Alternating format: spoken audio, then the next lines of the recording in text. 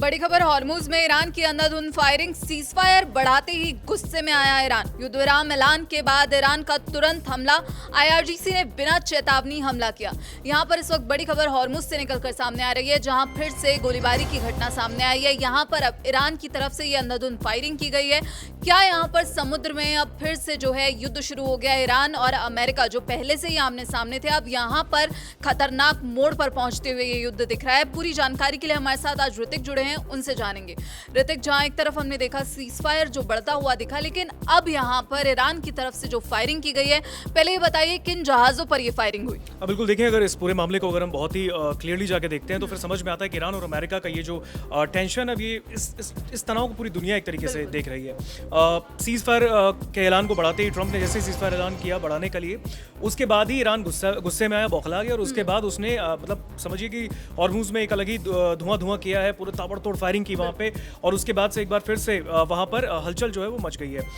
बताया ये जा रहा है कि ईरान और अमेरिका के बीच चल रहे खींचतान को लेकर ये बड़ी खबर सामने आ रही है, जहाँ पर ईरान ने सुबह, जानकारी के मुताबिक ईरान ने सुबह 7:55 पर हॉर्मुज में एक जहाज पर गोलीबारी की घटना को अंजाम दिया है।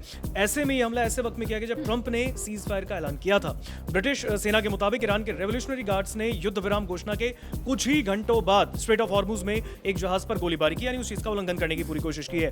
हालांकि इस पूरे मामले को लेकर हम देखें तो ब्रिटिश सेना के United kingdom maritime trade operations UKMTO केंद्र के मुताबिक ईरान के अर्धसैनिक बल रेवोल्यूशनरी गार्ड कॉर्प्स ने कंटेनर जहाज पर हमला किया है।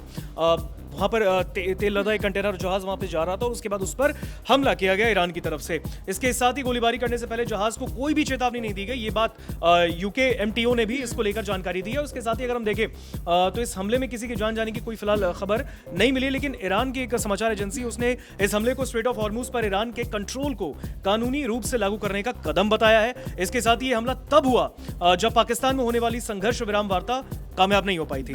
ऐसे में पिछले हफ्ते अमेरिकी सेना ने गोलीबारी करके ईरान के एक कंटेनर जहाज को अपने कब्जे में लिया। उसके बाद इंडियन ओशन में ईरान के तेल व्यापार से जुड़े एक तेल टैंकर पर भी चढ़कर उसे रोक लिया गया था। और ऐसे में अब खबर ये आ रही है कि ईरान ने वहां पर फिर से एक बार हमला किया है। बिल्कुल ऋतिक, यहाँ पर हमने देखा था कि जब अमेरिका ने ईरान के एक जहाज को अपने कब्जे में लिया, इसके बाद ईरान ने जवाब भी दिया था और ये कहा था कि हमारा बदला हम जरूर लेंगे। हालांकि अभी ये वक्त नहीं है, लेकिन समय आने पर बदला जरूर लेंगे। तो क्या ये ईरान की तरफ से अब बदला लिया गया है? क्योंकि सीधे तौर पर ईरान ने कोई चेतावनी नहीं दी और यहाँ पर इन जहाज पर हमला किया। तो क्या ईरान ने या अमेरिका से बदला लिया है? क्योंकि अमेरिका यहाँ पर नाकेबंदी का ऐलान कर चुका है। तो क्या ये ईरान की कोशिश है ये जताने की, ये बताने की कि हॉर्मुज पर अभी भी ईरान का कब्जा कायम है? शुरुआत से, जब से लड़ाई शुरू हुई सोनम, उसके बाद से ही ईरान ने हमेशा इस चीज को क्लियर करके रखा है कि हॉर्मुज पर कंट्रोल उनका है। दूसरी ओर ट्रंप ने यह भी कहा कि हॉर्मुज पर अमेरिका जो है पूरी तरीके से कब्जा पाना चाहती है और ये दुनिया के लिए फायदेमंद होगा। लेकिन ईरान ने हमेशा कहा कि नहीं, कंट्रोल हम नहीं छोड़ेंगे। और ऐसे में अगर हम देखें, आईआरजीसी ने चेतावनी भी दी थी, उन्होंने ये तक कहा था कि जहां कहेंगे वहीं जाके हमला करेंगे। तो ऐसे में अगर हम देखें तो ईरान के आईआरजीसी के एक एरोस्पेस कमांडर है brigadier general Syed Majid Mousavi, उन्होंने कड़ी चेतावनी दी। उन्होंने कहा था कि अगर दुश्मन युद्ध विराम के बाद इस्लामी गणराज्य ईरान के खिलाफ कोई भी आक्रामक एक्शन लेता है तो फिर ऐसे में, और अगर हद पार करता है तो फिर आईआरजीसी वहां जाकर हमला करेगी जहां पर उसे जनता जो है वहां उसको कहेगी। इसके साथ ही अगर हम देखें तो ईरान की जो संसद है उसके स्पीकर और शीर्ष वार्ताकार है मोहम्मद बागिर गालिबाफ के एक सलाहकार ने अमेरिकी राष्ट्रपति डोनाल्ड ट्रंप के सीज फायर बढ़ाने के ऐलान को भी खारिज कर दिया।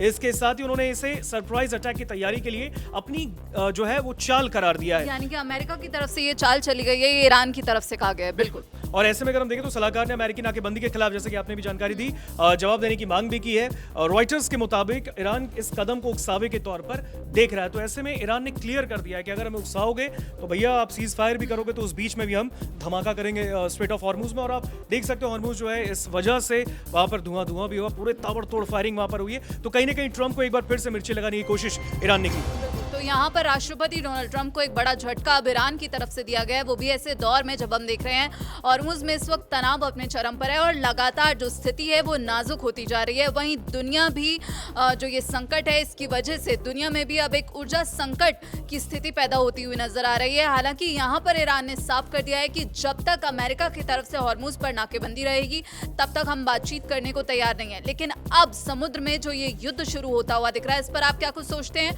हमें कमेंट बॉक्स में जरूर बताइएगा। बाकी देश और विदेश की तमाम खबरों के लिए आप देखते रहिए दैनिक जागरण। नमस्कार।